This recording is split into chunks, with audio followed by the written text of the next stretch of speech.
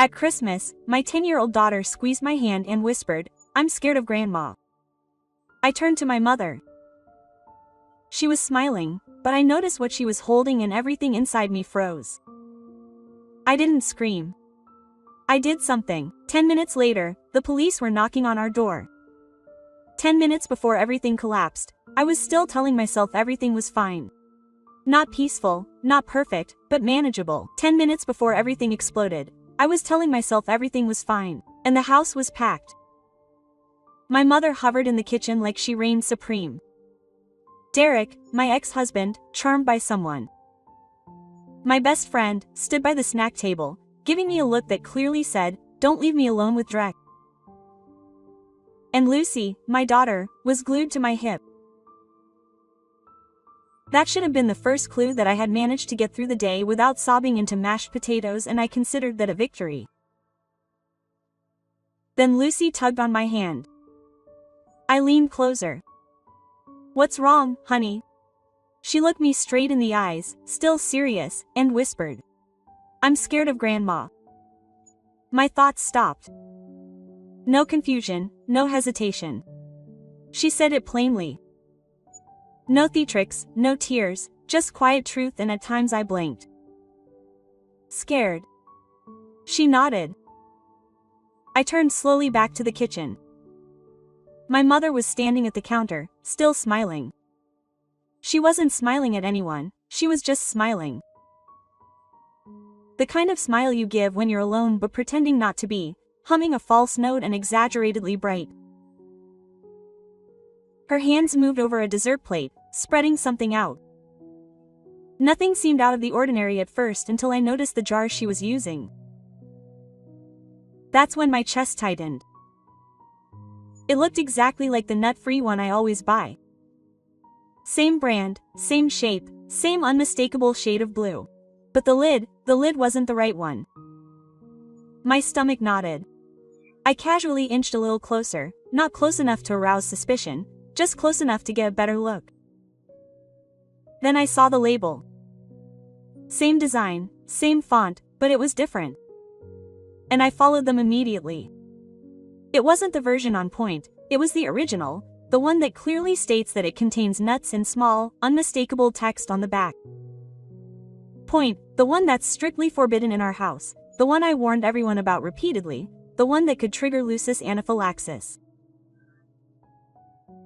And she was spreading it on a cookie that she carefully placed on a pink unicorn plate. Lucy, I froze. My mind ran through the possible reasons like flashcards. Maybe she brought the wrong jar.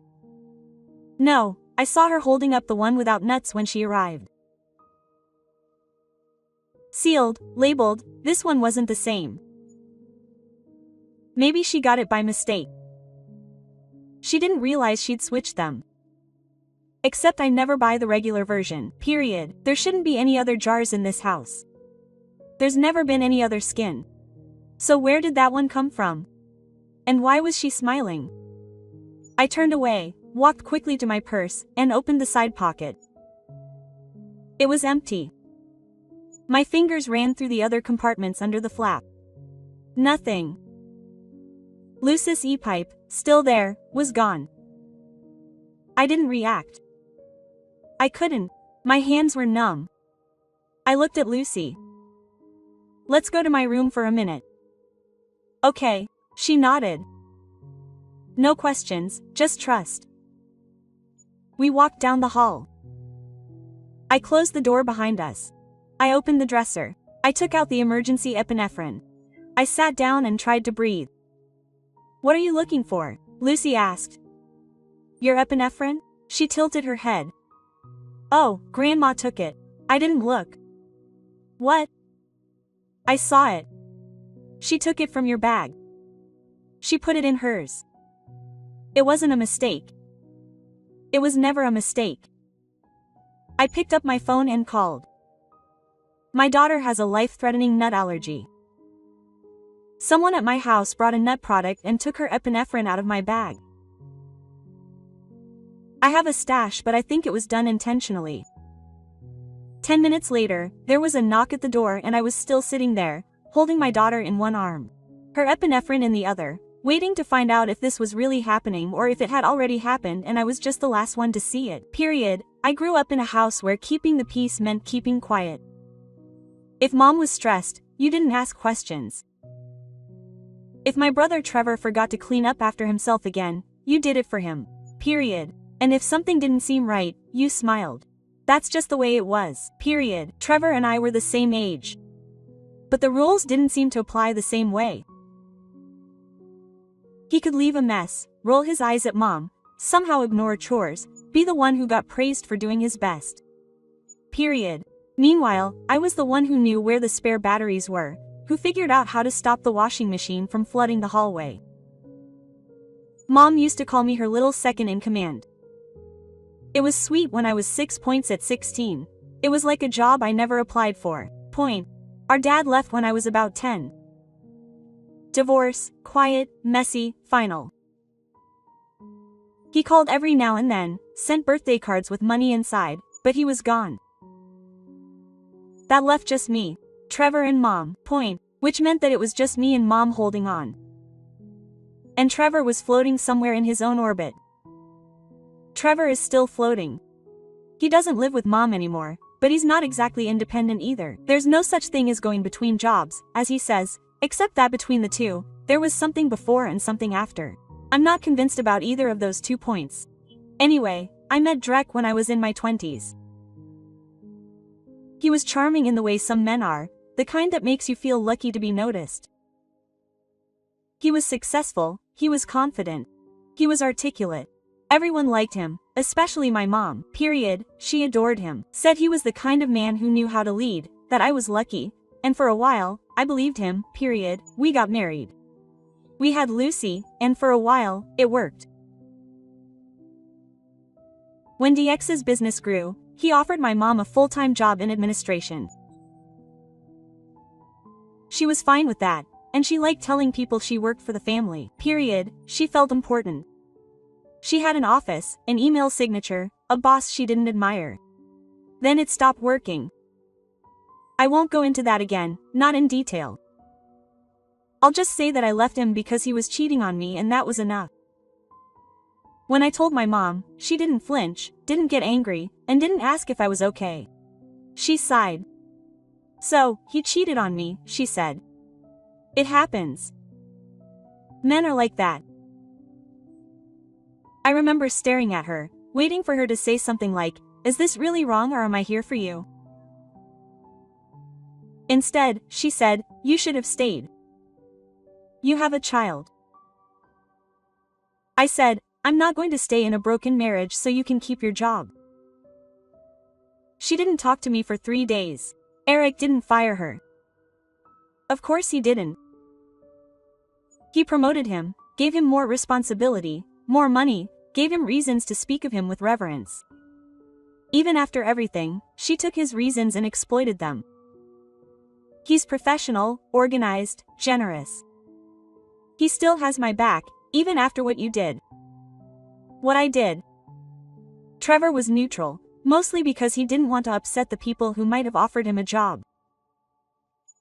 I heard rumors that DK had floated the idea of bringing him into the company. Nothing concrete, just enough to get Trevor interested and quiet. Then came the custody process. Derek wanted 50%, maybe more. He said he wanted to be involved. He said Lucy deserved to have both parents. He had the money, the house, the clean shirts, the fresh haircut, and the calm voice. Period. I had the schedule, the scraped knees, the late night stories, the fear that somehow none of it mattered. I tried to fight fair, and I really did. But when your own mother suggests that Lucy might be better off with him, it's hard to feel like anyone's on your side. Period. She'd say things like, "You're always so reactive and he's offering you stability." She meant, "You're messy, you're emotional, you're not taking it well." I started to feel like I was shrinking, disappearing from my own narrative. Period. Christmas was supposed to be a break. I wanted quiet. Just Lucy, Jade, Mom, maybe a few close friends.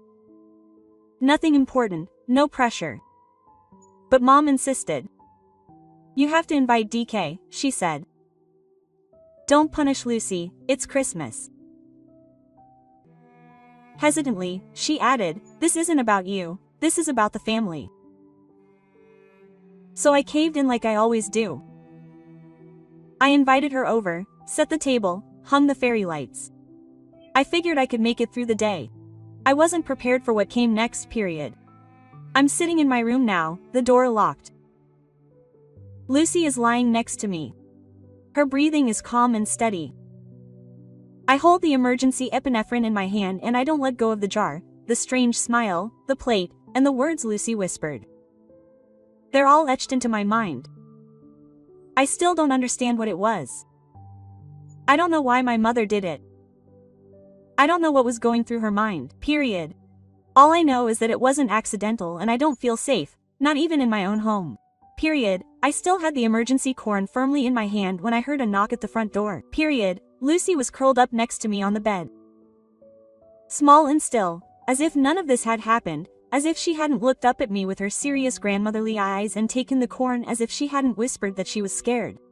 Period. 10 minutes ago, I had called the police. Now I waited. That kind of waiting where the mind starts filling in all the terrifying gaps. What if it thought I was exaggerating? What if I had misread the situation? What if this was all just a huge misunderstanding and I had just burned down Christmas for a spread of candy? And if it wasn't, that's when I heard it. The front door opened, voices, that of a calm but firm man, then hers, that of my mother, all gentle and distraught. "Officer, oh, is there a problem?" Lucy stirred. I instinctively hugged her. I didn't understand the officer's response, but I could easily imagine the expression on his face, the wide-eyed innocence, the subtle confusion, that practiced tilt of his head that screamed, "What do I do now?"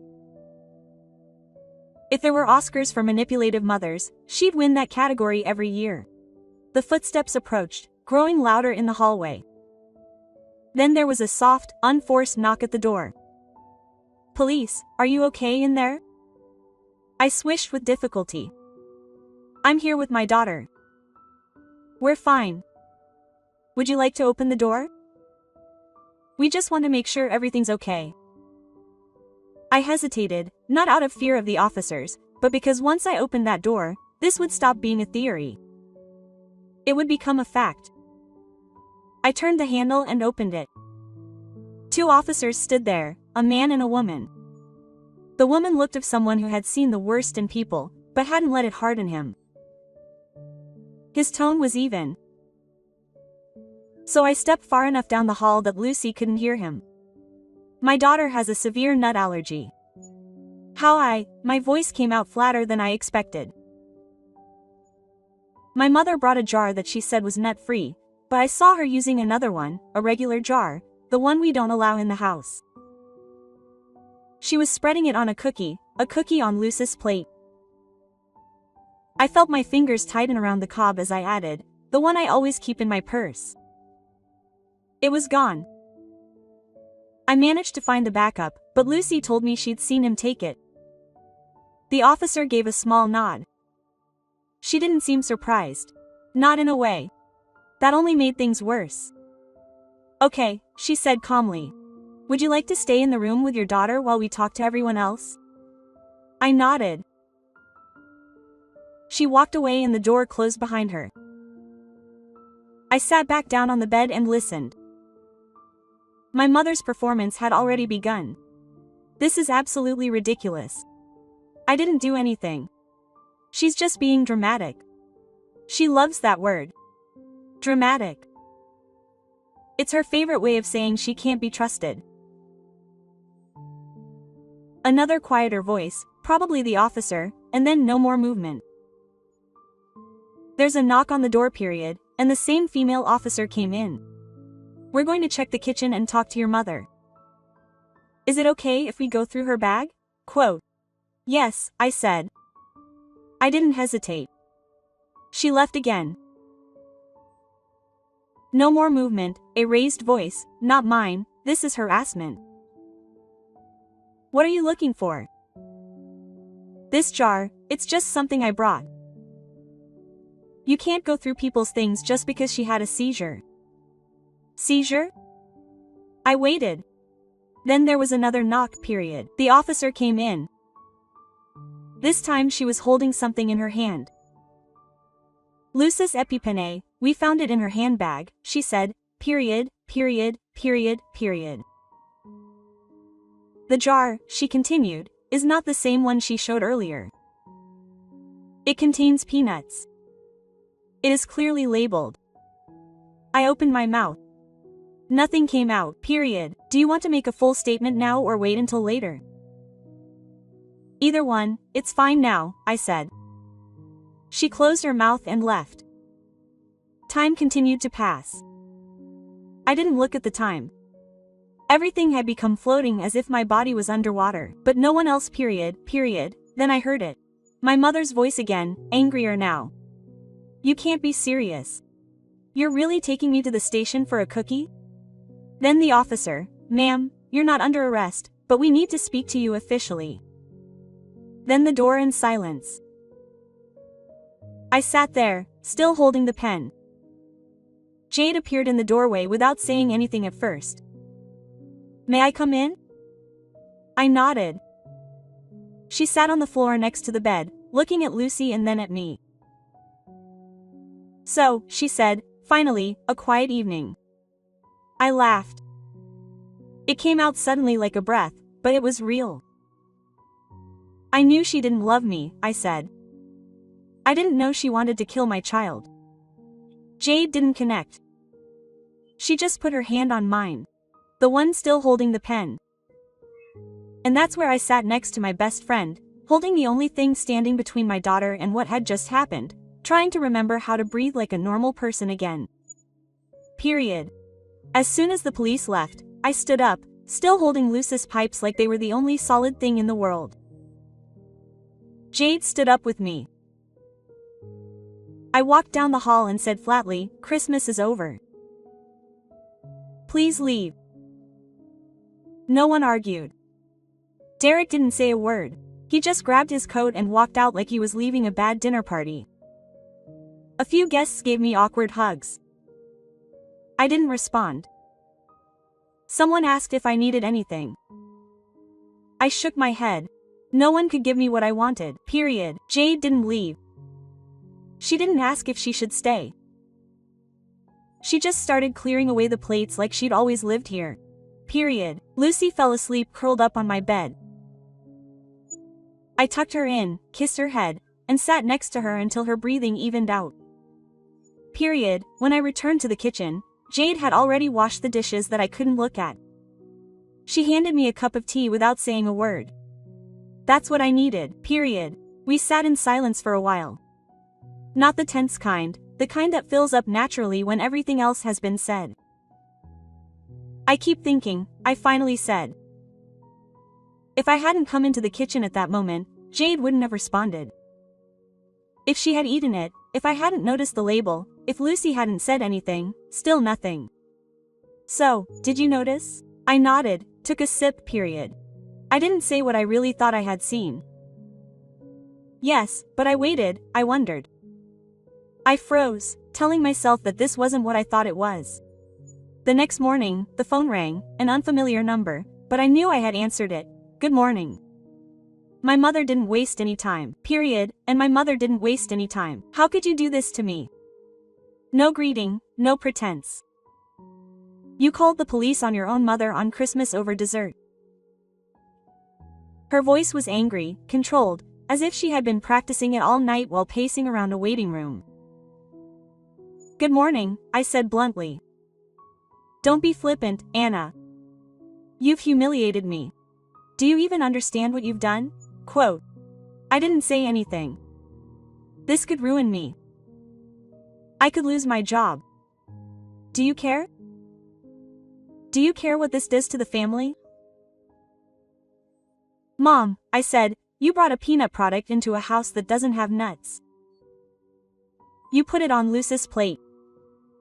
You stole her EpiPen? Oh, for God's sake. Quote. She said, do you really think I'd put her in danger? she wasn't going to eat it. Not really, quote. I blinked. What do you mean, not really, quote. Derek had an epineep, he was ready. He was going to jump in the second something happened. She would have been fine.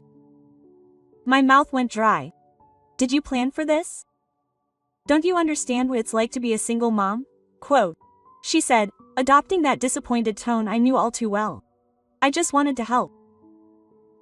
I wanted people to see how much pressure you're under. So you staged a medical emergency. It wouldn't have gotten this far. She got mad. DK was going to take care of it. All I wanted was for people to realize that maybe you can't handle it. And you can't. You're hanging on by a thread. Quote. I stared at the counter at Jade, who was now frozen with a cup of coffee halfway to her lips. Do you think that helps? I think you need help, she said. Real help. And if you don't ask, someone else has to show people the truth. I couldn't answer. There wasn't a sentence in the English language big enough to contain the disbelief I felt. Period. Then she added more quietly. He wanted to make sure this didn't get serious. We're not trying to hurt him, just prove a point. Was that it, DK? He knew. She hesitated for a second. It was her idea, she said. I just followed. She must have realized what she said because she hung up right after. Period. Jay sat there staring at my phone. Jade blinked once, then came over and poured more coffee into my cup like we were talking about groceries. So, she said, your mother is a sociopath. Period. I replied, apparently in collaboration with my ex-husband. Points. That's a funny twist. We sat in silence for a while. The kitchen smelled like old sugar and new coffee. There were still dishes in the sink. The unicorn plate was gone. I didn't want to ask where it ended up. Period. What do I do now? I asked. Point. Jade shrugged. Period. I let out something between a laugh and a breath. I meant Lucy. You're telling the truth by all accounts, she said. You've already done the hardest part. You stopped him. You believed in yourself? That doesn't matter. Those words touched something in me. I didn't say thank you. I didn't need to. Days later, my lawyer called me. Period. She said, you should sit down. For this, I shouldn't be scared or relieved. Both points. She explained that they had received documents from the custody proceedings, emails, screenshots, attachments between my mother and Rex. It wasn't subtle or vague. They talked about how they were going to highlight your instability and demonstrate that Lucy needs a more structured environment. They joked that I was going to panic at any moment. They talked about the EpiPen jar, even confirmed in a message that they would have one ready to intervene safely. And then the part that made my stomach turn was my mother asking for the promotion and Drek saying that it's already done, followed by another message. Point. When can we bring Trevor in for induction? Trevor, my brother. Point didn't cry. I didn't throw the phone. I just sat there, still holding it to my ear, the words rushing through my mind like clothes in a washing machine had blocked him. He didn't want Lucy to die. He just wanted to make it look like I wasn't capable of protecting her, and they were willing to risk everything to prove it. 6 months later, I still read every label. Maybe this habit will never go away, and maybe that's a good thing. Mame agreed to guilty pleasure. Child endangerment, tampering with medical supplies. 2 years probation. Compulsory counseling, court order banning unsupervised visits with Lucy for 5 years. I'm fine with that. Jay didn't attend the hearing. I didn't need to. I had already heard everything I needed to when she looked me in the face and said she just wanted to help. No rules sent her away as soon as the police got involved. He said he had felt betrayed. Which is laughable considering my brother didn't even get the job. Derek cut him off right after the arrest. Period. He texted me once. Something about loyalty, family, blah blah blah. I blocked his number. I never looked back. Period. So yeah, I cut them all off. My mom, my brother, they're gone. No phone calls, no apologies, no attempts to make amends. Derek didn't get off scot-free either. The emails, the texts, the EpiPen thing, it all came out in family court. But the prosecutor saw beyond that because she was charged with conspiracy to endanger a child. He also took a deal. Probation, a permanent mark on her record. No jail time, but no room for interpretation either. Her name was made public. Within weeks, her company was collapsed. Clients disappeared. Point partners quit. Quietly, politely, pretending he wasn't running away, he issued a bland corporate statement, something vague about stepping back to prioritize family. No one believed it. The judge didn't need any persuading. I was awarded full legal and physical custody. He was only entitled to supervised visitation, boredom, parenting classes, mandatory therapy, a psychological evaluation. Point if he met all his conditions and maintained perfect behavior. And only then could he ask for more. Even he knows it's a lost cause. Point today, it's calm. Lucy is doing better. She's in therapy. She's talking more, drawing again, and sleeping through the night. She didn't ask for her father. Jade comes to see me again with wine and won't tolerate me talking about it. Please, period. She doesn't beat around the bush. She doesn't treat me like a broken doll that's been glued back together. We laugh now. I don't feel like I've been betrayed anymore, period. I still check my purse twice before I leave the house. I still scan every dessert table like I'm defusing a landmine made of frosting. It's okay. It's part of the deal because Lucy is safe. Because I trust myself, period. This isn't the life I imagined. But it's mine. And she's safe. And that's for sure. And after everything we've been through, that's more than enough, period. I thought losing EXC would be the worst pain. Then I thought trusting my mother was the ultimate mistake. But the worst mistake would have been to doubt myself. And now, I don't doubt myself anymore. So tell me, did I go too far or not far enough?